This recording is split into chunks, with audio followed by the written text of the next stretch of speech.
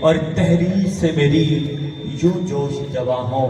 تحریر سے میری یوں جوش جواں ہو، تقریر میں بچھڑے ہوئے شعلوں کی چمک دے، اور بندہ یہ گنہگار سہی اے رب مہرباں، بندہ یہ گنہگار سہی اے رب مہرباں، ذرہ ہے مگر اسے تو سورج کی چمک دے۔ ارباب بصیرت، افکار فکر و دانش،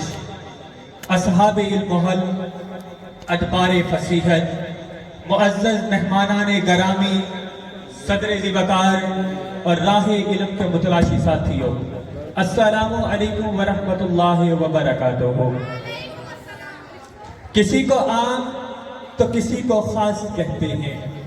کسی کو عام کسی کو خاص کہتے ہیں، اہل ظرف مجھے عباس کہتے ہیں۔ ذی وقار، جیسے کہ آپ لوگ جانتے ہیں، آج کا یہ دوسرا بزم اقبال پروگرام اپنی عنوانیوں کی طرف رواں دواں ہے۔ وہ قومیں کبھی ترقی نہیں کیا کرتی جو اپنے ماضی کو بھول جایا کرتی ہیں، اور میرے خیال میں اقبال سے بڑھ کے سنہرا ماضی کوئی اور ہو نہیں سکتا، کیونکہ ہمیں اقبال کے اندر وہ جوش بھی نظر آتا ہے، وہ قرار بھی نظر آتا ہے۔ کبھی اقبال آپ کو آسمان کی اونچائیوں کی بات کرتے نظر آتے ہیں، کبھی آسمان کی اونچائیاں دکھاتے شہید بنتے دکھائی دیتے ہیں، تو کبھی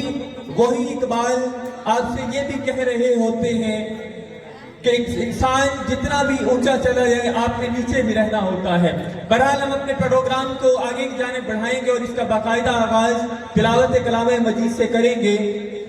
لکھنا نہیں آتا تو میری جان پڑھا کر، لکھنا نہیں آتا تو میری جان پڑھا کر، ہو جائے گی تیری مشکل آسان پڑھا کر، اور لاریب تیری روح کو تسکین ملے گی تو قرب کے لمحات میں قرآن پڑھا کر۔ انہی الفاظ کے ساتھ میں التماس گزار ہوں ہمارا خالص سے کہ وہ آئیں اور تلاوت کلام مجید سے ہمارے قلوب و اذہان کو منور کریں۔ ہمارا خالق